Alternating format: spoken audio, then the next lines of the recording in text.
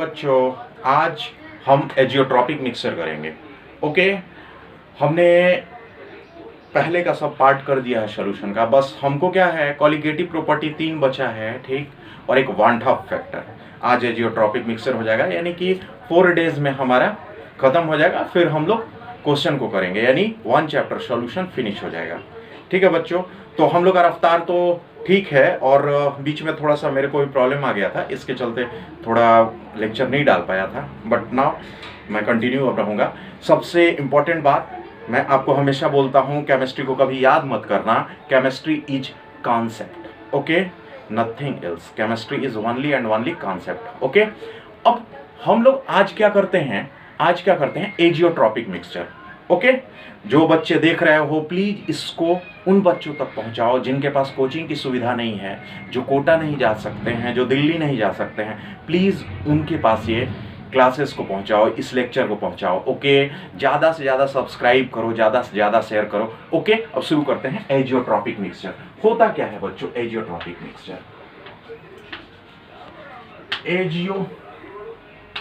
Azeotropic mixture होता क्या है भाई?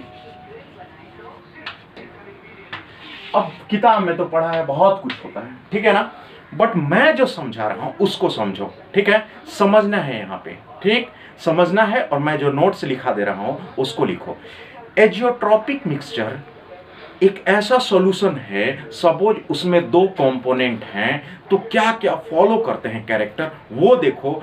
फिर इन सभी कैरेक्टर को तुम वर्ड्स में क्या करोगे, बाइंड करोगे, और तुम अपने आप डेफिनेशन तैयार करोगे, ठीक है बच्चों। तो हम लोग देखते हैं एजियोट्रॉपिक मिक्सचर के क्या क्या कैरेक्टर हो सकते हैं और होते हैं, है ना। Following are the characters of azeotropic mixture. Following are the characters of azeotropic mixture.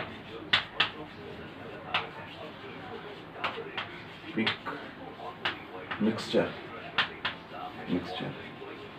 पहला बच्चों, ये बाइनरी सॉल्यूशन के लिए होगा, यानी एक सॉल्यूट होगा, एक सॉल्वेंट होगा, ठीक है। दूसरा क्या होगा, इसके कंपोनेंट जो होंगे उनका कॉम्पोजिशन निश्चित होगा, सर्टेन होगा, ठीक है। तीसरा क्या होगा, इसका बॉइलिंग पॉइंट जो होगा वो सर्टेन रहेगा, निश्चित रहेगा, ठीक है। फोर्थ क्या रहेगा उसको देखते हैं, फ्रैक्शनल डिस्टिलेशन नहीं फॉलो करेगा, वो देखते हैं क्या होता है, क्या क्या और भी कैरेक्टर होते हैं, ठीक है बच्चों। चलो 1 by 1। तो फर्स्ट क्या होता है, first it is for binary solution।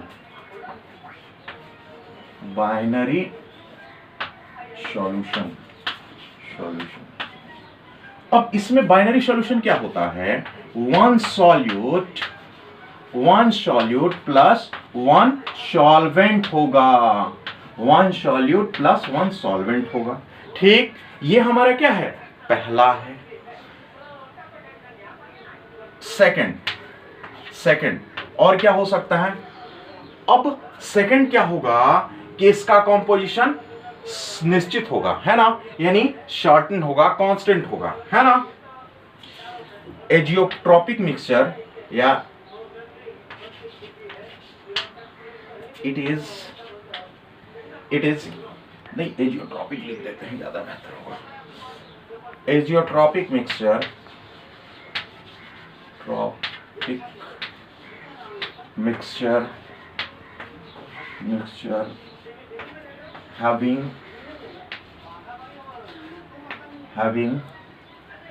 having fixed composition।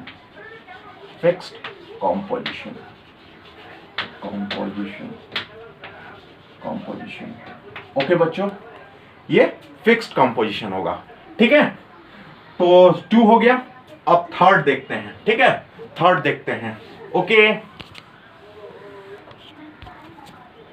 Okay बच्चों। तो सेकंड हो गया, अब थर्ड में देखो, थर्ड क्या है भाई, हैविंग फिक्स्ड कंपोजिशन। थर्ड क्या है, azeotropic mixture, tropic mixture, mixture having fixed boiling point,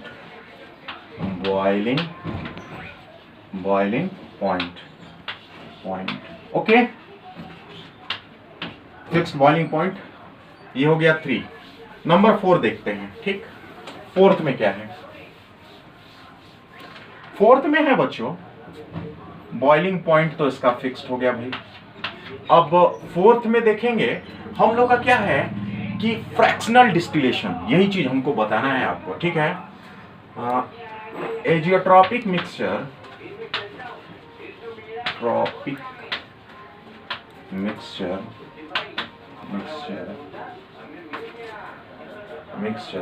having fractional distillation, fractional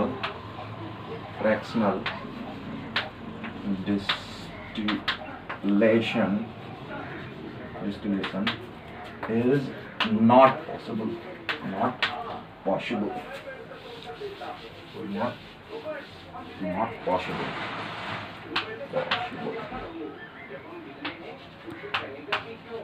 okay, last point एक है बेटा, लास्ट क्या है? कंपोनेंट का जो मोल फ्रैक्शन होगा किसी सॉल्यूशन में, ठीक है, वो हमेशा क्या रहेगा? कांस्टेंट रहेगा, as well as vapour phase में, as well as liquid phase में, ठीक है। तो द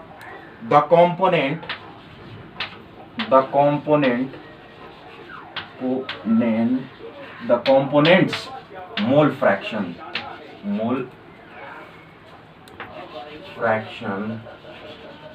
components mole fraction, इसको मिटाता हूं बेटा, लिख लिए होगे आप लोग, अगर नहीं लिखे हो तो रब कर लो, ओके, मिटा दूं, चलो रब करता हूं।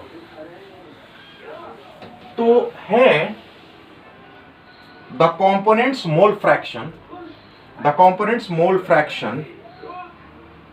is fixed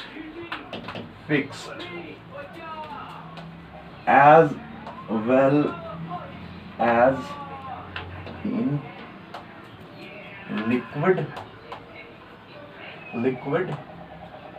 as well as, इसको थोड़ा नीचे लिखते हैं, fixed as well as in liquid and vapor,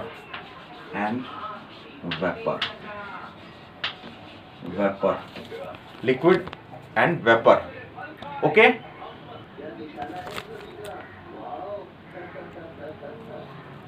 okay बच्चों, लिख लिया, लिखा है, हो गया बच्चों। अब देखो, यानी हम लोगों ने क्या कहा है इसका मतलब समझो। देखो सपोज इसमें लिक्विड है, ठीक है, लिक्विड है भाई, ए है, बी है, ए है, बी है, ए है, बी है, ठीक है, ओके। अब इसमें ए का जीटा ए जो है वो 0.4 है, और यहां पे जीटा बी भी जो है 0.6 है। समझ लो बच्चे मैं क्या कहना चाहता हूं। जब ये वेपर फेज में आया, यानी वेपर फेज में आया, सपोज ये एजियोट्रॉपिक सॉल्यूशन है, मैं ये कहना चाहता हूं, देखो तो ध्यान से समझो बच्चों मैं क्या कहना चाहता हूं। वेपर फेज में कैसे लिखते हैं मोल फ्रैक्शन? ऐसे लिखते हैं। तो इसमें कितना है? 0.4 ही दिखाएगा, और बी का भी कितना दिखाएगा? 0.6 दिखाएगा। मैंने जो कहा एजियोट्रॉपिक सॉल्यूशन में उसके जो कंपोनेंट होते हैं उसका मोल फ्रैक्शन चाहे लिक्विड फेज में हो या वेपर फेज में हो, हमेशा क्या रहता है, इक्वल रह सकता है। ठीक है, मींस हम क्या कहेंगे, x a in liquid equal to x a in vapour. Okay, sorry यहां तो ऐसे लिखिए। ठीक है, बी के लिए भी वैसे ही। ओके, यही है हमारा अभी जो हमने सेंटेंस लिखा है वही है। ठीक है, यानी जो वेपर फेज में है मोल फ्रैक्शन वही क्या हो जाएगा, लिक्विड फेज में रहेगा जो वेपर फेज में है। ओके बच्चों, तो मैं कहना चाहता हूं कि हमारा जो मोल फ्रैक्शन होगा वो क्या होगा, लिक्विड में जो होगा वही क्या होगा, वेपर में होगा।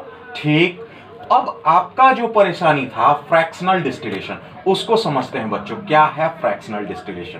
फ्रैक्शनल डिस्टिलेशन क्या है हमने जाना है, इसको याद रखिएगा। यानी एजियोट्रॉपिक मिक्सचर में मोल फ्रैक्शन ऑलवेज इक्वल होता है। अब जो बताने जा रहे हैं उसका यहां यूटिलाइज होगा। ठीक है, अब फ्रैक्शनल डिस्टिलेशन होता क्या है, व्हाट इज फ्रैक्शनल डिस्टिलेशन, आप लोग समझिए। देखो बच्चों, होता क्या है फ्रैक्शनल डिस्टिलेशन,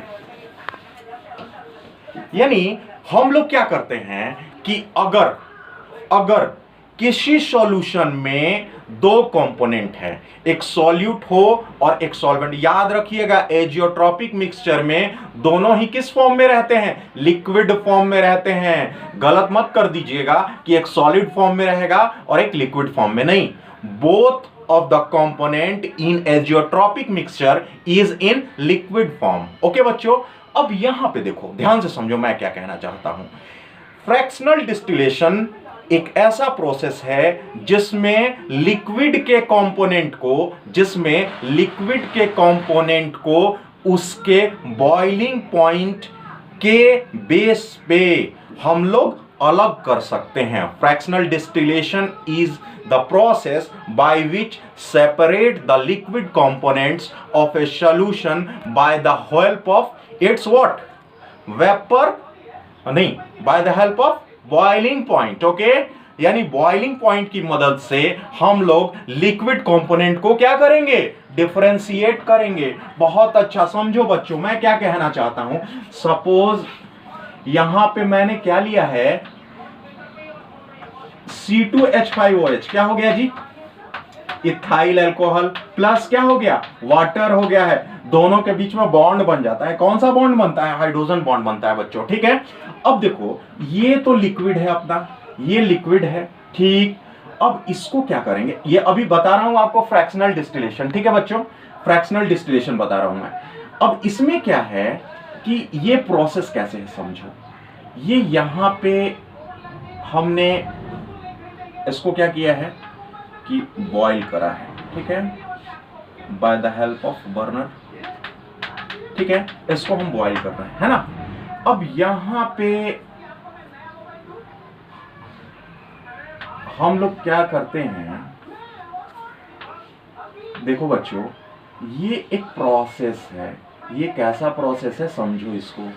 ठीक, ये एक ऐसा प्रोसेस है जिसमें हम लोग क्या करते हैं, हम लोग दो लिक्विड को डिफरेंशिएट करते हैं। सपोज इथाइल अल्कोहल है, वाटर है। इथाइल अल्कोहल का बॉइलिंग पॉइंट कितना होता है, 351.3 केल्विन। वाटर का तो आप जानते हो ना जी, कितना, 373 केल्विन। ओके बच्चों, ये क्या है, बॉइलिंग पॉइंट है। क्या है, बॉइलिंग पॉइंट है। ये क्या है, बॉइलिंग पॉइंट है।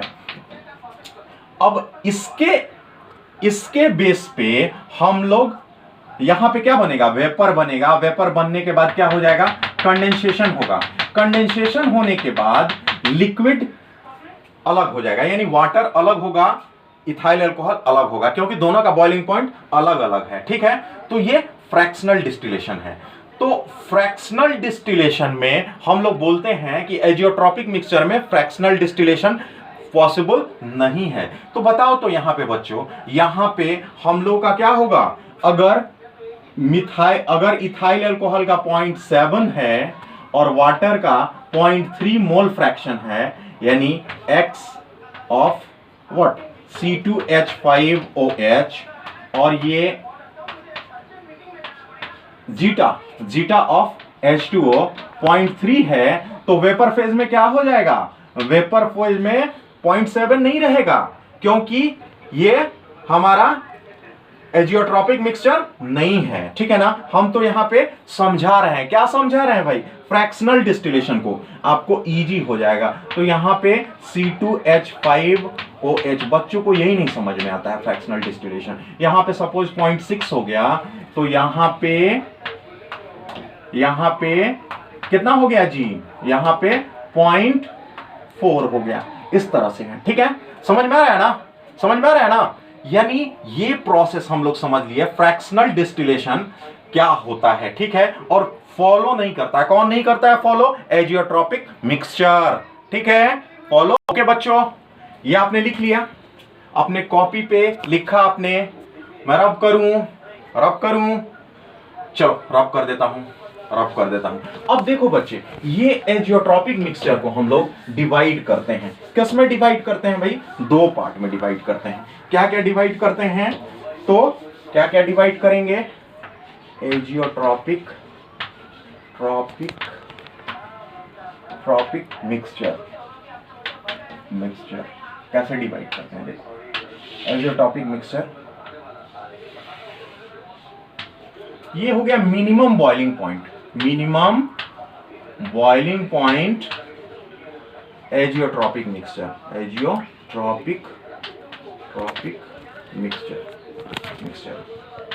मिक्सचर। अच्छा, एक बात बताना भूल गया बच्चों, आप याद रखना, फ्रैक्शनल डिस्टिलेशन का यूज जनरली अभी क्या होता है, वो तो लिक्विड को तो डिफरेंशिएट करने में होता ही होता है, आपका एयर को डिफरेंशिएट करना। जैसे नाइट्रोजन का बहुत यूज होता है ना, ठीक है। अब इस नाइट्रोजन को हम लोग एटमॉस्फेयर से अलग करेंगे तो by the help of fractional distillation, है ना। उसको पहले क्या करेंगे? लिक्विड फेज में करेंगे, है ना। उसके बॉइलिंग पॉइंट के बेस पे उसको डिफरेंशिएट करेंगे। वही फिर किसमें होता है? आइसक्रीम इंडस्ट्री वगैरह में होता है, ठीक है। तो ये एयर में या एयर के कंपोनेंट को अलग करने में भी यूज होता है, ठीक है बेटा। तो minimum boiling point azeotropic mixture, और एक हो गया maximum boiling point azeotropic mixture, ठीक है। समझो मैंने क्या कहा, सपोज एजियोट्रॉपिक है, कैसे बना भाई? तो हमने क्या किया, इथाइल अल्कोहल ले लिया, C2H5OH, कितना भाई? तो 95%, हाउ मच? 95%, ठीक है। और इसके साथ वाटर ले लिया, वाटर कितना भाई? तो 5%। अब देखो बच्चों, हम क्या समझाने वाले हैं, ठीक है। अभी हम लोग क्या समझने वाले हैं, देखिए, इसमें हम लोग दो ग्राफ बनाएंगे। हमने कहा कि चलो भाई, ये आपका आइडियल सॉल्यूशन होता है कि हमने प्रेशर ले लिया, वेपर प्रेशर, और यहां पे कितना है? मोल फ्रैक्शन, ठीक है। अब देखो, हमने क्या किया कि पहले इथाइल अल्कोहल को ले लिया भाई, तो इथाइल अल्कोहल यहां पे ले लिया, ठीक है, यहां पे ले लिया इथाइल अल्कोहल, ठीक है। यानी x of ethyl alcohol, sorry, zeta C2H5OH कितना? 1, और वाटर कितना हो गया? वाटर 0 हो गया। अच्छा, इसमें लेकिन नहीं होगा, ओके, मैं इधर से समझाता हूं, शायद अच्छा नहीं बनेगा। ओके बच्चों, यहां तक आपने लिखा ना बच्चे? यहां तक लिखा ना। अब मैं क्या बोलना चाहता हूं कि इसको, यानी थोड़ा सा ग्राफ को ऊपर बनाना पड़ेगा हम लोग को, क्योंकि स्पेस मिलेगी। आपने ऊपर लिख लिया है इथाइल अल्कोहल, वाटर, इस तरफ हम लोग क्या करेंगे? मिनिमम बॉइलिंग पॉइंट एजियोट्रॉप कर रहे हैं। ये क्या है? मिनिमम बॉइलिंग पॉइंट एजियोट्रॉप कर रहे हैं, ठीक है ना। ठीक, अब देखो, मिनिमम का हमारा क्या ग्राफ हो गया है, हमने बता दिया है क्या है? इथाइल अल्कोहल है, कितना भाई? 95% है ना। और वाटर कितना है, 5% वाटर है। ठीक है, इस चीज को याद रखना बच्चों। ठीक है, यहां पे हम लोगों ने ये बताया है, ये मिनिमम बॉइलिंग पॉइंट एजियोट्रॉप है, उधर पॉजिटिव यानी कि मैक्सिमम बॉइलिंग पॉइंट एजियोट्रॉप। अब देखो यहां पे ध्यान से समझ लो बच्चों, ये हमने बनाया, यहां पे ये भी थोड़ा बड़ा हो गया, अगर यहां पे हमने बनाया है, ठीक है, तो सपोज ये हो गया हमारा इथाइल अल्कोहल, ठीक, यानी C2H5OH1 हो गया, और H2O हाउ मच, वो तो हो जाएगा 0। यहाँ पे फिर C2H5OH 0 हो गया, और यहाँ 1 हो गया। ठीक है, अब देखो हमने कहा है मिनिमम बॉइलिंग पॉइंट। अब देखो ये क्या हो गया, जब बॉइलिंग पॉइंट मिनिमम होगा तो वेपर प्रेशर तो मैक्सिमम होगा भाई, वेपर प्रेशर क्या होगा, मैक्सिमम होगा, मैक्सिमम होगा, यानी इस पॉइंट पे वेपर प्रेशर बहुत ज्यादा हो गया। ठीक है, ये हमारा प्रेशर है, वेपर प्रेशर, और ये मोल फ्रैक्शन है बच्चों। ठीक है, अब इसी को यहां ग्राफ, एक चीज है यहां पे हम लोग देखते हैं, ये जो है हमारा बॉइलिंग पॉइंट और क्या, मोल फ्रैक्शन के बीच है। यहां देखो बेटा, वेपर प्रेशर मैक्सिमम मैंने यहां पे दिखाया, वेपर प्रेशर मैक्सिमम। ठीक है, आप थोड़ा और से इसको सुधार लोगे बच्चों। ठीक है ना, वेपर प्रेशर मैक्सिमम है। और यहां पे देखो, यहां पे देखो, हम यहां पे भी देखते हैं, ये समझ लो कि मेरा इथाइल अल्कोहल हो गया। ठीक है, और ये क्या हो गया, H2O हो गया। ठीक, उसी तरह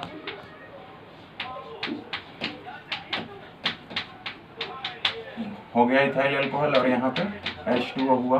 ठीक है बच्चों, अब देखो यहाँ पे भी हम लोग देखते हैं तो ऐसे हो जाता है। ठीक है, अब याद करो तो हमने क्या कहा कि वेपर प्रेशर बहुत ज्यादा वेपर प्रेशर। याद करो बच्चों, इस पॉइंट को यहां से मैं खींच रहा हूं लाइन, ये पॉइंट है अपना, यानी ये पॉइंट में वेपर प्रेशर सबसे कम रहा। ठीक है, इस पॉइंट पे वेपर प्रेशर सबसे कम रहा। ठीक है, समझ गया कि नहीं, मैं क्या बताना चाह रहा हूं, मिनिमम वेपर प्रेशर।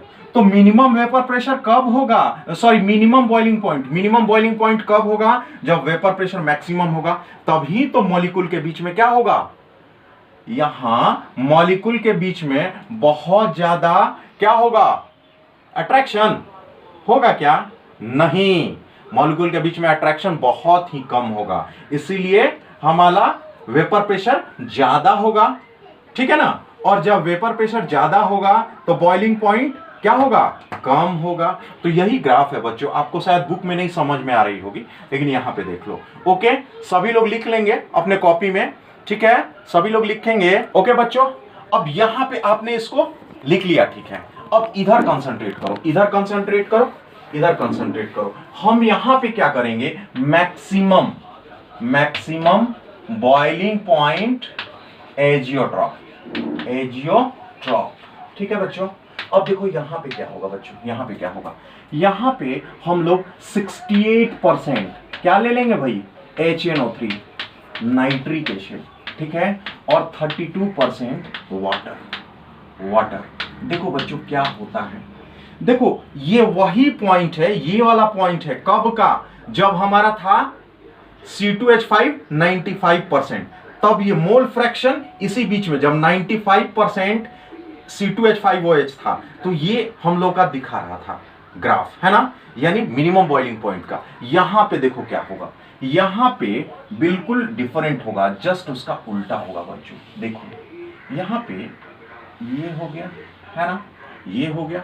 अब हम लोग यहां प्रेशर है बच्चों, और यहां क्या है, मोल फ्रैक्शन है। तो यहां मोल फ्रैक्शन है, यानी मोल फ्रैक्शन है, तो हम लोग क्या कह सकते हैं कि ओके बच्चों, अब वही मैं बोल रहा हूं कि वेपर प्रेशर यहां पे क्या है, यहां पे प्रेशर जो है वो मोल फ्रैक्शन के साथ है। अब इसको हम जब ग्राफ खींचेंगे, यहां पे तो हम लोगों ने कैसे लिया था, हम लोगों का उल्टा होगा, बिल्कुल उल्टा होगा। कैसे होगा, देखो ये इस जगह होगा बच्चों, ये इस जगह होगा, ठीक है, ये इस पॉइंट पे आ रहा होगा और ऐसे करके, ठीक। यानी यहां पे हम लोग देखेंगे तो HNO3 1 था और H2O 0 था। यहां पे HNO3 कितना था, HNO3 यहां पे बच्चों HNO3 कितना था, 0 था, और H2O कितना, H2O 1, ठीक है बच्चों। अब देखो यहां पे क्या हुआ कि वेपर प्रेशर बिल्कुल मिनिमम हो गया, बिल्कुल मिनिमम हो गया। अब यहां पे देखिए, बिल्कुल ये ग्राफ एकदम सेम है, ठीक है। अब यहां पे देखो बच्चों, वही बात है, वही बात है। अब यहां पे हम लोगों का क्या हो गया कि वेपर प्रेशर बिल्कुल कम है, यानी कि बॉइलिंग पॉइंट इनका बहुत ज्यादा होगा, बहुत ज्यादा होगा।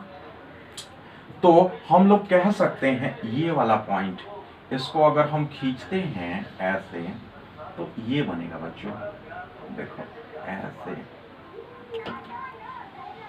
ऐसे, ठीक है ना, ये ऐसे थोड़ा सा आप मिस कर लोगे, ठीक है। यानी ये क्या था हमारा, HNO3 1 है और H2O 0, HNO3 0 है, H2O हाउ मच 1 है।